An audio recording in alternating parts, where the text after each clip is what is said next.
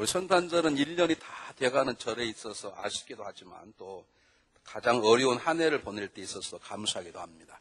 우리 1년 동안 함께 예배를 드렸는데 그런 감사하는 마음으로 옆 사람하고 손을 잡으시고 나는 이제 당신 없으면 못 살아 하고 인사를 좀 하시길 좀 바랍니다.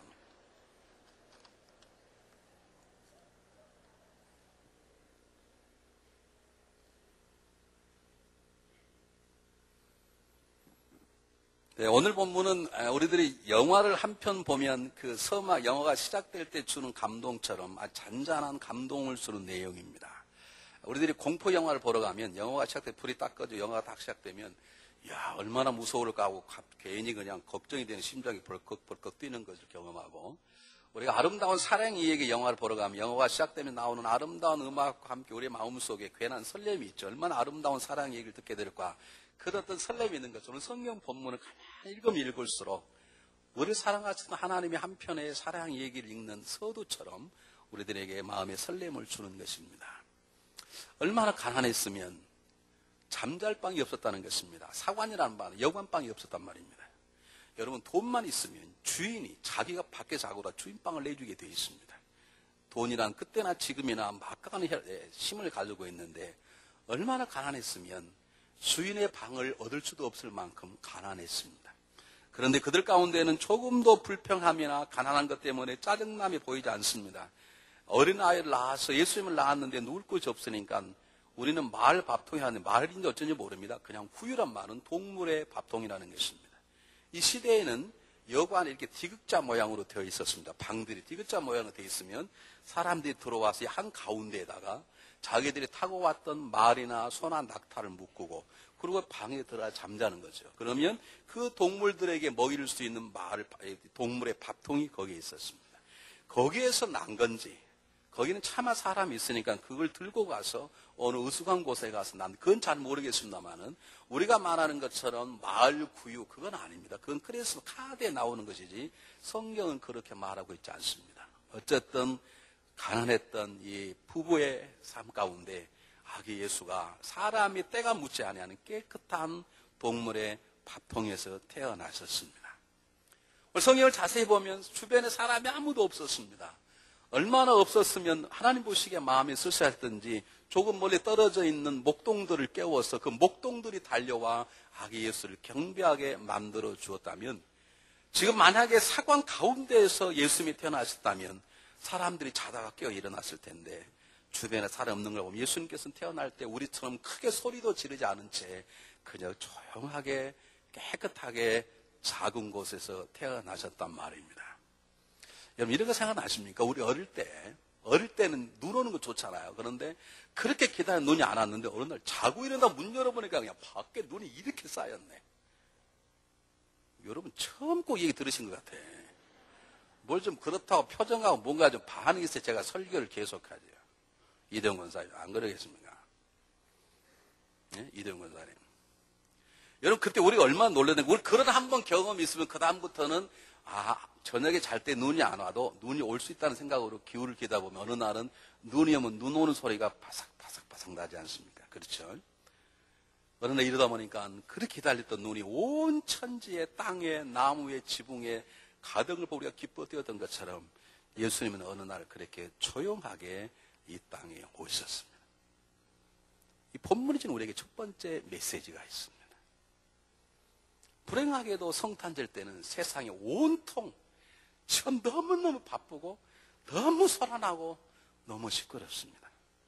여러분 잘 보십시오. 하나님은 그 누구도 꿈꿔보지 아니하는 지옥 갈 인간을 구원해서 그리고 천국 갈 인생으로 바꾸겠다는 인류 전체를 내 가정을 살리고 나라와 민족을 살리겠다고 꿈을 가지고 살아간 사람은 수없이 많이 있었지만 인류 역사 가운데 지옥 갈 인생들을 바꾸어 천국 가겠다는 꿈을 꿔본 사람 한 사람도 없는데 하나님은 그 큰 꿈을 가지시고 그리고 그 꿈을 이루기 위해 독생자 예수 이 땅에 보내셨습니다. 하나님은 이 말할 수 없는 어마어마한 꿈을 가지고 계셨습니다.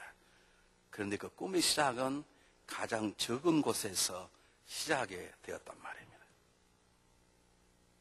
사랑하는 여러분, 2009년 어차피 지나갑니다. 2007년도 여러분의 삶이 강건하고 평안하려면 하나님 주시는 큰 꿈을 가지십시오. 겨우 꿈이 돈 좀 벌어서 자동차 바꾸고 집 바꾸고 그 정도의 꿈 말고 아멘도 안 하시고 작정을 하셨구만. 여러분의 꿈은 오로지 자동차 바꾸는 것이지. 화장실 2개에서 3개고 4개 5개고 5개 살 때쯤 되면 죽어버리는데. 어떤 사람이 꿈이 화장실 바꾸는 것 같답니다. 하나님밖에 없으니까 아침마다 줄 서야 돼. 그 귀찮으니까 기도 제목이 화장실 2개짜리를 주십시오.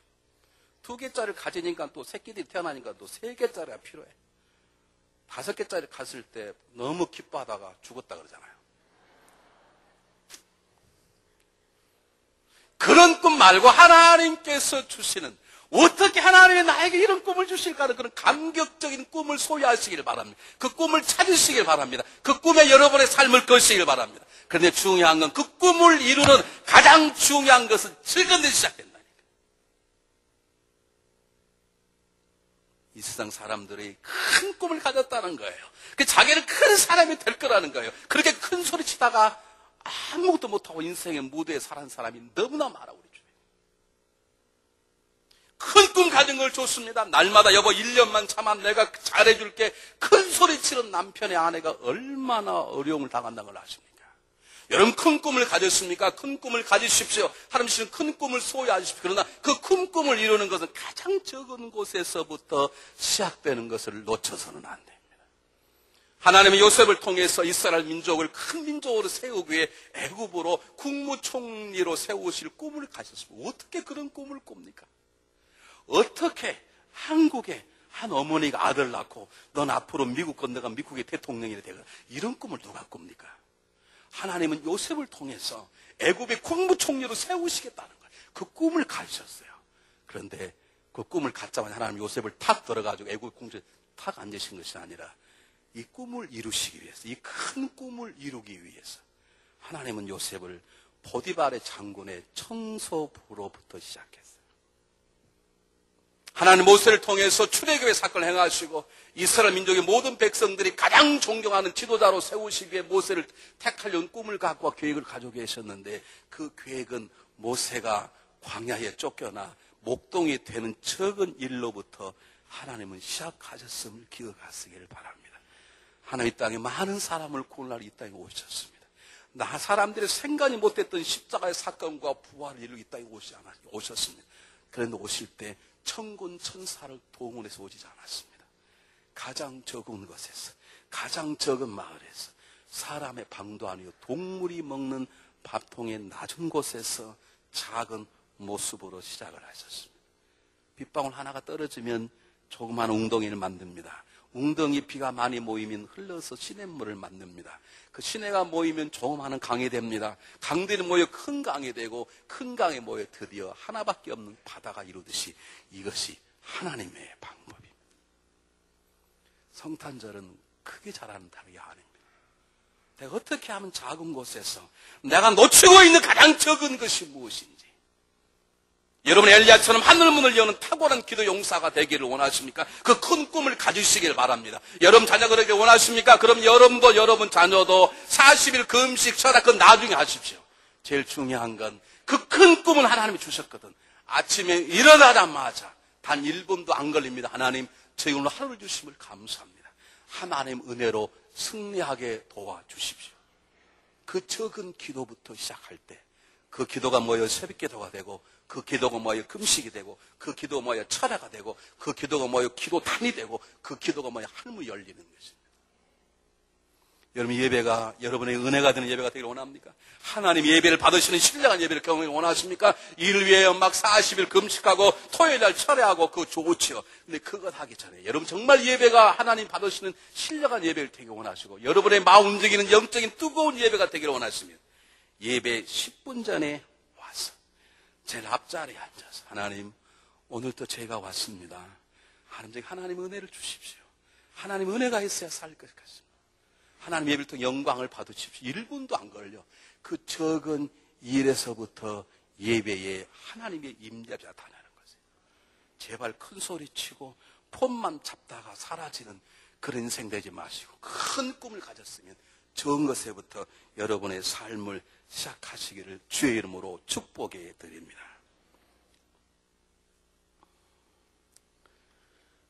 여러분, 제가 건강하려고 여러 가지 책을 보니까요. 건강하는 방법 하나밖에 없습니다. 제일 쉬운 방법은 아침에 일어나서 한 번 정도, 우리가 말하는 맨손 체조, 영어로 말하면 스트레칭만 하면 돼요. 그것만 해도 건강. 아침에 일어날 때 이빨 닦고, 밥 먹고 나면 꼭 이빨 닦고, 자기 전에 이빨 닦고. 그게 어렵습니까? 이빨 닦기 싫으시면 손 한번 들어보십시오. 내 이빨 다 빠져버려라, 이럴 때. 그게 뭐가 어렵습니까?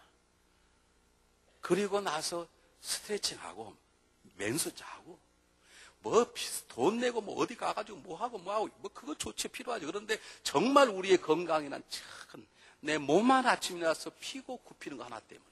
저는 그걸 안 하다가 이렇게 됐다는 거 아닙니까, 여러분? 남의 불행을 그렇게 비웃는 여러분 되지 마시길 바랍니다. 저는 지금 하려면 안 돼. 이게 뭐 잡혀야 뭐 스테이지 하지 말. 이게 잡혔는데 이게 올라가지도 않아, 이게. 남이 아픈 걸로 웃는 게 아니야. 여러분, 부부라는 것은 계약이 아니고 약속입니다. 계약했다가 내가 보니까 내가 손인 것 같아. 그러면 적당한 계약 파기에 보상을 하고 계약을 깨면 전혀 문제가 안 됩니다. 근데 부부는 계약이 아니고 약속이네. 그것도 하나님과 우리 서희의 약속인데 어떻게 깨냐고요. 근데 깨질 것 같은데 그 깨질 것 같은 인생이 죽는 날까지 하나가 되는 방법은 그렇게 해달라고 막 40일 금식하고 잘할 필요 없습니다. 그저 하루 아침에 일어날 때 좀 헝클어진 머리를 하더라도 여보 오늘 아침 더 예뻐 보이고 말 한마디 그걸 못합니까? 저녁에 잘 때 여물 당신 참 수고했고 감사하오 그 말을 못하냐. 나도 못하지만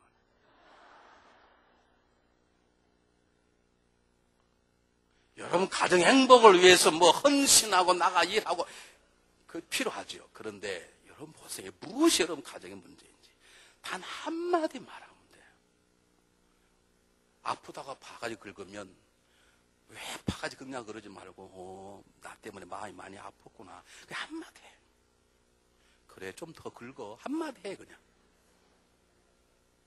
그 자그마한 한마디가 깨어줄 수밖에 없는 우리의 가정들을 부부애를 묶는 것이거든요. 다 나눠진 다음에 금식하고 울고 불고 상담하고 저에게 와서 줄에 섰으니 책임지라 그러고 어떻게 줄에 서가 책임을 집니까? 여러분 하나님의 은혜로 내 곳간이 채워지는 건 적지만 온전하게 10의 1주를 들여보는 그 적은 일에서부터 시작이 되는 것이고 정말 우리의 가정이 우리 교회가 평안하려면 다른 거 없습니다. 우리 교회가 정말 평안하길 원하십니까? 그러면 그냥 인사만 잘하면 돼. 그냥 누가 오면 모르는 분 오시면 안녕하십니까? 그냥 인사만 하면 돼. 우리는 아는 사람 오면 안녕하십니까? 모르는 사람 오면 피하고 이게 우리들의 문제 아니에요. 그게 뭐가 어렵습니까? 뭐가 어렵냐고요. 지금도 이 허리를 묶고 싶은 분 계셔 우리 교회에 있고. 3분 계셔. 1부에 한 분, 2부에 한 분, 3부에 한 분. 왜 허리를 왜 못 쉬세요? 왜 허리를 못 쉬시냐? 그냥 간단해요. 교회 평안이랑 간단히, 건강에는 간단히 이대용 권사님. 머리카락 빠져도 관계없어. 그냥 아니라니까. 그거 하나 하면 서로 좋고. 우리 목회자들 잘 들으세요. 목회자는 인사만 잘하면 절대 안 쫓겨나.